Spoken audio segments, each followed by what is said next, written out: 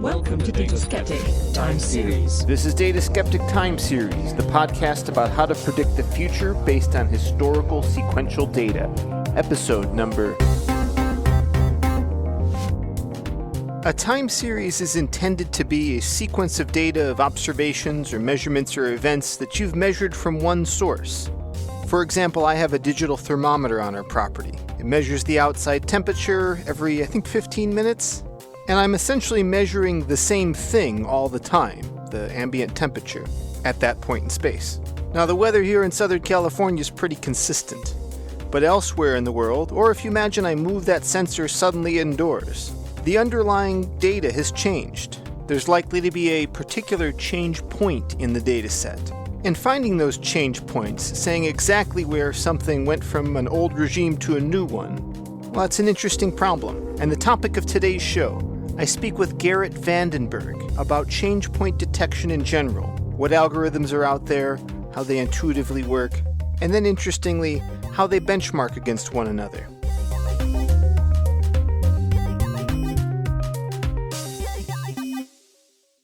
My name is Gerrit. I am a machine learning scientist, and I'm based in London at the moment. And I recently finished a postdoc at the Alan Turing Institute here in London.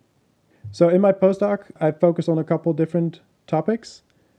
The main one was automating data science. So what we were looking at was trying to automate the boring parts of data science, so data cleaning and dealing with messy data. But I also worked on time series analysis. And recently, I looked into memorization in deep generative models. Well, the paper I invited you on today to discuss is titled An Evaluation of Change Point Detection Algorithms. Maybe to kick things off, for a listener who's not familiar, what are change point detection algorithms? In time series, what can happen is that the data generating process changes. So essentially, the behavior of the time series changes. And that can happen very abruptly. And when it happens abruptly, that's when we talk about a change point. So in change point detection, we're trying to either identify these points in a time series, or we're trying to train an algorithm that is robust against these kind of changes.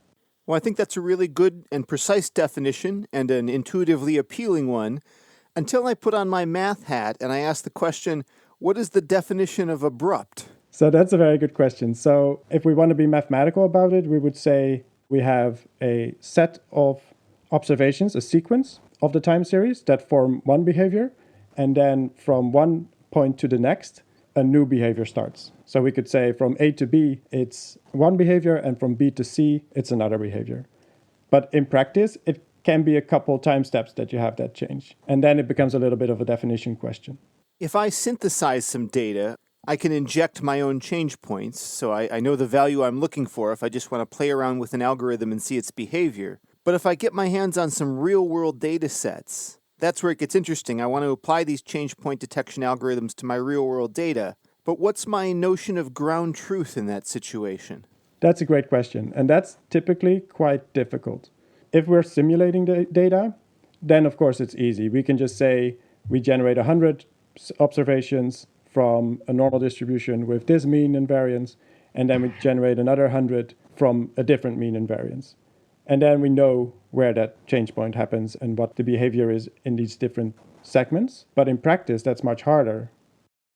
Well, when I'm thinking of some simulated data I might create, maybe I have some sine wave with some Gaussian noise, and then I have a plateau, a change point in the data, and I know there's a plateau and the magnitude of it because I put it there. It's sort of abrupt. And I'm sure that does happen in the real world, but I'm also thinking of just the messier, noisier data on most real-world data sets. Do you find that in general, when you go looking for change points, the data you're checking against is admitting them? Is the real world so revealing in its change points, or is it a bit noisier and harder to detect? So they're not always that revealing, but sometimes they can be. So I'll give you two examples that we use in the paper. One is on the introduction of seatbelts. So that's a fairly well-known data set where we can see when seatbelts were introduced in the UK that the number of road accidents decreases from one date to the other, essentially.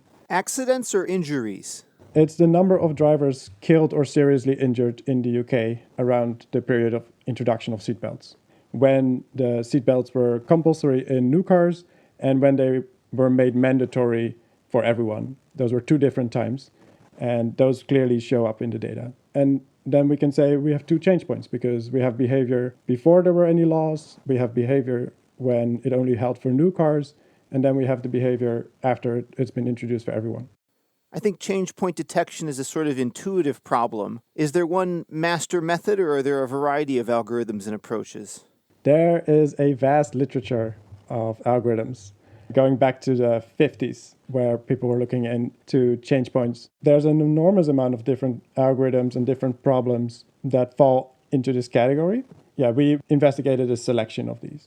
When you think about all the methods you surveyed, are there any clusters or groups where you can organize them in your mind? So there are two main streams of algorithms. One of them is an algorithm that's essentially based on partitioning. So you construct a cost function, and you are trying to minimize a cost function given a particular number of change points, or you're also trying to figure out how many change points fit well to the data. That's one stream, and there are a couple of variations of algorithms within that idea.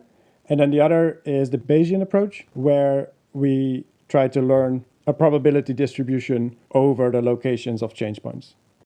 If I collect a bunch of historical data, I can kind of look back in time and try and assess, are there change points in my data set? Are there also ways I can do this in a more real-time fashion? Oh, certainly, yeah. So that's a great question. So if you have a time series and you have collected, say, 1,000 data points, and you then want to find out were there any change points in this time series, that's when we're talking about offline change point detection. If you have an application where the data points keep on coming in, then you have an online setting, and then you want to do online change point detection. And there are different algorithms for these different settings. If I was planning to roll out some change point detection process into a production system, I personally would like to have something like a lever or a knob I can pull. What sort of parameters are available in a lot of these typical algorithms that a user can optimize towards? So it's about hyperparameters, right? So we can usually vary some cost. If we have an algorithm that tries to identify change points, we can say introducing a change point will cost you X amount. That's sort of a regularization on the number of change points. And we can then vary that cost. So if we have a low cost, the algorithm would find maybe multiple change points. Whereas if we set it very high, it may only find one or even zero. So those are the kind of things you can vary. It seems to me we're never going to get one true change point detection algorithm to rule them all. Maybe it's the same thing as the no free lunch theorem. So if there are a variety of techniques, I'd really like to be able to compare and contrast them on the data set I want to apply them to and see which works best in my case. The paper proposes a framework for doing this. Can you describe what that is? So it's not that easy to figure out which algorithm is the best. Of course, you're going to find that in some application areas, some algorithms are going to be better than others. We got a data set that we wanted to analyze using change point detection. And we found it very hard to figure out, okay, what is the state of the art in the literature, and how do we determine what is the best algorithm? And of course, in machine learning, this is a very well-established framework of how we're going to figure this out, because there's benchmark data sets all over the place in machine learning for image detection and image recognition, language, etc. But we found that for change point detection, this was not really the case. There were a number of data sets that were frequently used, a number of time series, I should say. And there were a couple of data sets for different domains, such as in genetics. But for general time series, there weren't that many well-established time series that people were evaluating on. So that's what we set out to create. Can you talk a little bit about the variety and contents? We set out to construct a data set of time series for change point detection that came from different domains. Essentially, we have different kinds of data set. I'll give you a few examples. So we have data sets such as GDP of different countries. We have data sets of macroeconomic phenomenon such as population sizes, investment in business, things like that. But then we also have financial ones from stock market. I could go on. There are a couple different areas as well. One of the ones I mentioned before was seatbelts. And then there's one where a person is running or walking. So that's also a switch between different states. So there's various domains of time series that we include in our data set.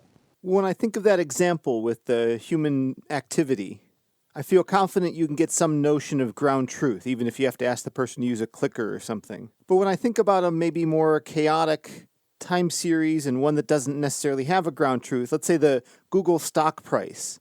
If there's some big announcement that goes well or goes poorly, we could expect a change point maybe in their stock price. But really that price is a composite of so many dynamic factors. It's maybe we wouldn't find a change point. Is it effective to apply some of these techniques to these more complex, noisy data sources? It's very hard to assign ground truth to the locations of change points in different time series. And so what we did is that we invited data scientists who had experience with time series or change point detection itself to annotate where they believed that the change points in the time series were.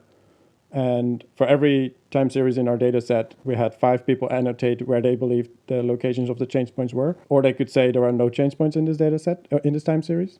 Then what we did was evaluate the algorithms against these multiple ground truths provided by the human annotators. I think I could have been one of the people who helped you rate these if you had needed extra hands. It seems like, not that I have any special experience, but when I look at certain time series, I feel I have an intuitive understanding of where there are some change points. But those also might be my bias in some weird way. Were you able to measure anything about the, inter-rater operator reliability? How consistent were people's responses? So that's a good question. So we investigate that in our paper. So one way we look at this is by looking at the metrics that we establish, and then we apply these metrics one annotator against the others. And if they agree, you would expect that on average they get a high score against their colleagues, so to say. And we do indeed find that there is quite a lot of interoperator agreement. For one of the metrics that we use, which is the F1 score with some adjustments, we allow a sort of a tolerance. So we say you can be within 5 observations of where the change point is marked, and then we'll consider that a correct assignment. And that also allows algorithms and humans to be a bit more flexible in the exact location. Do you find anything insightful in the cases where the annotators didn't agree? I'm thinking of something like the MNIST dataset, the handwritten digit recognition. And a lot of times when you take a look at the actual digits that are misclassified, it's sort of like sloppy handwriting, where, that 7 kind of is almost a 1, and you sympathize with the mistake. Yeah, the same goes. So we have a couple of data sets. Most of the data sets, I have to say, most of the time series, the people agree. But there are a couple where some annotators find there are a lot of change points, and some find only a few. Those who mark only a few change points typically do agree with the ones that mark many change points, but the ones that mark many change points just had additional ones. What we attribute that to is that essentially there's a bit of debate, maybe, about what exactly is a change point, but that would be difficult for a human and for an algorithm. The metrics that we apply in our paper, they look at these multiple ground truths. So they look at these different annotators and try to find essentially a bit of a middle ground, maybe.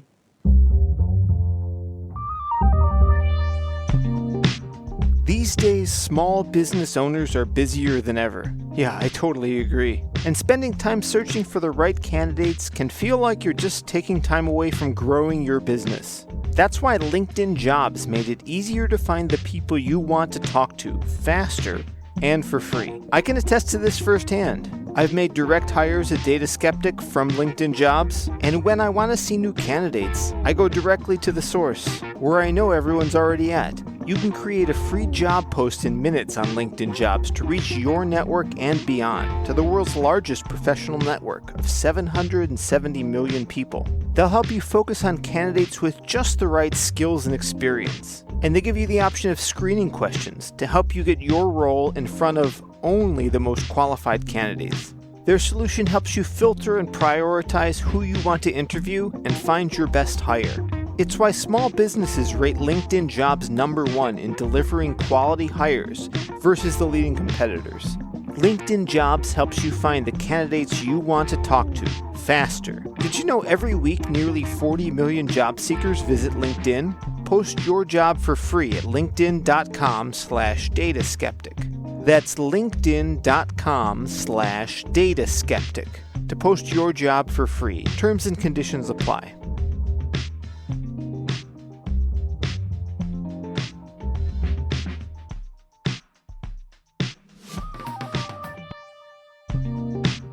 The following message comes from Data IQ, the platform for everyday AI. Let's face it, the potential for positive change with AI is huge. But seeing that value is hard. AI-driven growth is about organizational transformation, not just technology, and today's businesses struggle with the complexities of bringing AI innovation to fruition. That is where Data IQ comes in, infusing a culture of working with data and AI every day and at every level of the company. Whether solving for the mundane, like automating forecasting, or what is the optimal number of widgets to buy, or understanding moonshots that push the limits of today's technology to grow your organization and innovate. That's everyday AI. Join more than 45,000 people worldwide across banking, insurance, pharmaceuticals, manufacturing, retail, and more who are driving results with Data IQ.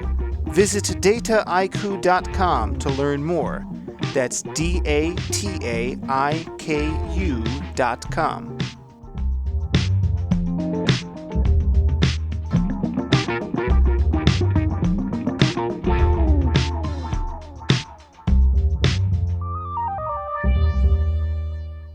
Well, we've talked about the steps to assemble this diverse, expert annotated data set. Can you go into some details about the algorithms you want to unleash on this data? I guess put these algorithms head to head. Yeah, sure. So we look at a number of different algorithms. Some are very well established. Some are from the 70s, such as binary segmentation, which essentially just hierarchically splits up a time series until it's done. And then a number of the methods are Bayesian. So we included those because, as I mentioned before, it's a bit of a different stream. And then there are different kinds of methods. So most of them are fairly recent because we wanted to look at what are people actually using nowadays. Those are the algorithms we include. And then for sort of a baseline, we also include a method that always says there are no change points. And that allows us to also investigate things like false positives. Yeah, good point. Nice baseline to have. Seems like a good collection of approaches. Let's talk about the results. How do the algorithms stand up? So maybe it's good to describe first the kind of experiment we do. So we essentially look at two different studies. So we look at what we call the default experiment, where we take the method as it has been implemented using default hyperparameter settings. The other experiment that we look at is what we call the best or oracle experiment, where we vary the hyperparameters and take the best performing setting for that algorithm and that data set, and then we look at the averages of these scores. The reason we do that is because in practice, you wouldn't necessarily know how to vary your hyperparameters. So if I give you a time series, I tell you find the change points, and you have an algorithm where you can tune this hyperparameter, how are you going to know which one is correct? Because you're trying to find these change points. We are very interested in the default experiment, and then we do the oracle experiment also sort of as a test. But I think the default experiment is sort of my favorite. It's the one that I'm really interested in. What do you learn in the default experiment? In the default experiment, we find that binary segmentation does quite well, and that's followed quite closely by a number of methods, such as the one that at most finds one change point, and then there is one that's called PELT, and the Bayesian method. In our work, we find that kind of an old method, binary segmentation from the 70s, does quite well, just straight out of the box. Well, it seems almost surprising that in a few decades, the tried and true methods haven't really been dethroned per se. If you do vary the hyperparameters, then you can get higher scores. But of course, these are averages. As I mentioned before, on different kind of domains, you might find that a particular algorithm does very well. So I would definitely recommend in practice that you try a number of algorithms. But maybe I think the simplicity of this algorithm might be its advantage. Maybe that's why it's doing so well. So this is something that, of course, we're going to continue doing research on change point detection as scientific community. And one of the things that I would be curious to figure out is, why does this work so well? Well, in order for me to be confident that the findings you have and have highlighted about these algorithms and how they stack up, it really kind of depends on the robustness of the training data sets. If these were just a few cherry-picked examples, maybe it's not representative of all the data sets people might encounter. Can you speak a little bit to the diversity of what was included in the training? Yeah, of course. So like I mentioned before, we have a variety of different domains from which we get these time series. So some are financial, some are macroeconomic, others are tourism numbers. And I think that speaks to the strength of this data set. It's that it's diverse.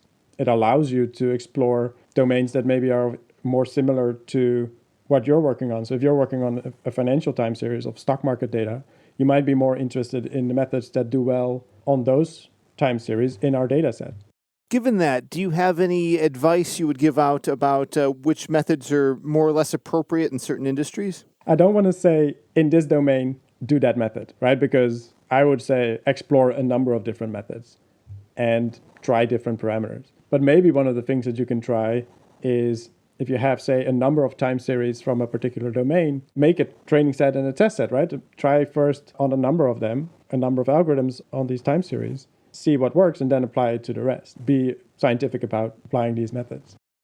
Well, the code's up on GitHub, so if I were someone with my own change point detection technique, I guess I could clone your repo, integrate my method into your framework, and then see how it stacks up. Could you speak a little bit to what the technical challenges might be in setting something like that up? Sure, yeah, we've tried to make it easy. So all the code, as you mentioned, is online. So we have the code online that we used for the experiments. We have the code online that we used to have people annotate the time series. So if you have a setting where you actually want some of your colleagues or some of your users to annotate time series for you, you can use that as well. And then we have set up the code of the experiments. We have tried to set it up such that it is easy to use it on your own data sets or your own methods. So there's a single API for how these methods are applied. So how it's supposed to return a result from a change point detection algorithm. And then the data sets come in a particular format as well. And there's a schema even. So it should be, hopefully, easy to use for different methods and different data sets. But if you have a problem, of course, you can raise an issue on GitHub. And I'm happy to take a look. Are there any ceilings, limits, or bottlenecks people might encounter as they try and push more data through? So that depends more on the individual algorithms. Most of these are fairly fast. Like it wasn't actually an issue to run these experiments other than that we were trying a large number of hyperparameters. I would say probably focus on the simpler algorithms because they're likely going to be faster. We mentioned binary segmentation comes out pretty well in our study, so that could be a good place to start because it's also very fast. And then a number of these methods explicitly have been focused on being either linear or almost linear in runtime. So that could be something to look into then as well. And then maybe compare them to how well they do in our study. I could see adding more data sets or adding more algorithms, maybe both as future steps. Where do you envision the project going? One of the reasons why we did this was that we wanted to find out like which are the best performing algorithms out there. It was also in a way from noticing that people were often experimenting on simulated data or a handful of real-world data sets. So we hope that with this data set, people can evaluate their algorithms on multiple real-world data sets, use the annotations that we have created to evaluate them, and then develop new algorithms. Like this is supposed to be a proving ground for future algorithms. What we've seen, so this paper has been cited a couple of times already, and what we see is that people will actually use, say, a handful of time series from our data set to evaluate their algorithms. And that's great. That's sort of what we want. It's because they're working on a particular application or they just want to look at some of these time series. Yeah, hopefully it'll push the science forward, right? That's the goal, ultimately. Absolutely. Well, for analysis purposes, it's great to run these sorts of techniques offline. Do you know of anyone deploying these in actual industrial settings where they're monitoring for change points and taking some action? So I bet they are out there. So online change point detection would be great to use if you're monitoring some sort of system. Maybe customer numbers come in, you want to know when they change abruptly, or in some maybe even a security setting, I don't know. It's also a bit related to what's called data drift or concept drift, where the data distribution changes a bit more slowly in real world settings. Well, if a listener wanted to get their hands dirty writing some code, not necessarily implementing these methods, but leveraging them, do you have any package recommendations that'll help? So I know at the Alan Turing Institute, where this work was done, they have developed a package for time series analysis that's called skTime, so scikit-time. It's based on the scikit-learn philosophy. So there could be an interest to implement change point detection methods. And I know there is another one, I think it's called Ruptures, which also does change point detection. But they, I believe, focus on offline change point detection. But yeah, if you're in the market for a package for change point detection, definitely check those packages out. Yeah. Good advice. Naturally, you have support for univariate time series. What about multivariate? Yeah, this is a good point. So in practice, of course, we can have multivariate time series. What we see in the literature is that a number of these methods have been designed with univariate, so one-dimensional time series in mind. For some of these methods, there's not necessarily a technical reason that they can't be applied to multivariate time series. So you could, for instance, extend the loss function to be multidimensional. But the support in software is not always there. So in our experiments, we separated out between univariate and multivariate time series. So we have a number of multivariate time series in the dataset, and then we only look at the methods that work on those. But that's a small subset of both the time series and the methods. So if you'll imagine with me someone in an industry position, they've been asked to do some change point detection on their company's data, I see two paths they could take here. One is they could read the literature, get very familiar with these different algorithms, and contemplate how the techniques and nuances of those methods would apply or not apply maybe in their individual use case. And then perhaps at the other extreme, there's someone who could forego all that learning, just grab one of those packages or your library, shove their data into it, and just see what they get out. Do you have any thoughts on those two approaches? So my first thought is define what would be success, right? How are you going to measure that you've done a good job at change point detection? That could mean you record data for a week or so, and you first run your algorithms on only that week before you apply it to something else. And you annotate the change points that you believe are there by hand, and then you just see, do the algorithms find these, and tune your parameters and your algorithms based on where you believe these change points are. And then hopefully in the future, it will find similar change points, right? If you've tuned the algorithms and parameters for those settings. That would be my first thought. Like, okay, this is, in a way, change point detection is unsupervised learning. So you have to define your own metric of how you're going to be satisfied with your solution. Would you encourage people to do some sort of smoke testing? You know, if I'm the manager and I've tasked the team to implement some sort of change point detection, I could put in the extra effort and find a way to inject a change point just to test the methods. Is it worth doing? Definitely be in favor of that. It would allow you to test your systems, right? And in fact, one of the things that we did in this paper is that we had what we called quality control time series that we inserted in between the real time series and had data scientists that helped us annotate. They annotated these quality control time series as well. And that allowed us to investigate whether they were accurate or how accurate they were and what kind of time series they found difficult. So this is definitely an approach that I would recommend in practice to test your setup, yeah. Well, I already asked you about how your raters compared against each other in terms of their agreement, but I know you were also able to analyze them in terms of their overall accuracy. How did the raters perform? So we had 5 different time series that we inserted in there that were simulated time series, so we knew where the change points were. And then we looked at, can the annotators find these simulated change points?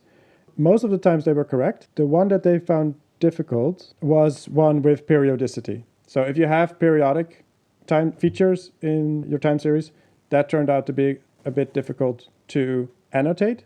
And the reason for that is because in this particular time series, it was very hard to identify that there were indeed change points. So some of the annotators got them correctly, but not all of them. So yeah, this is maybe something to be aware of, that their seasonality, it can be a bit more tricky to identify the change points from time to time. So I get the impression from the paper binary segmentation is a good option I ought to consider. Should I take that now as a golden rule, or what's the interpretation to have here? Is sort of how strong are these results? So how much do we have to rely on the best method being the best method going forward? And on that point, I would like to say, we don't show that binary segmentation is the best method in terms of statistical significance, right? There are a couple of methods that do about as well. So definitely try those out as well. And that's just something, we do find statistical significant differences between methods. And for that, I would definitely check the paper if that's something you're interested in. But don't just blindly assume that whatever number one we found has to be the best going forward. Like, there's always nuance in science. And for that, I definitely recommend checking out the paper as well. And are you still working on this, or have you moved on to other things? So I have moved on to some other things. This is still something that I'm very interested in, change point detection. So I do see myself working on this again in the future. But my recent work has been more into deep learning. So I looked at deep generative models, in particular probabilistic deep generative models, and to what extent they memorize their training data. So if that's something that's interested to your listeners, they can check out the latest paper. It's on my website and on arXiv and all the usual places. Well, I'm going to check that out myself. Maybe we can get back together in the future and discuss scans together. That'd be cool. Yeah. Well, Gerrit, thank you so much for coming on Data Skeptic. Happy to. Thanks for the invite. Yeah, it was fun.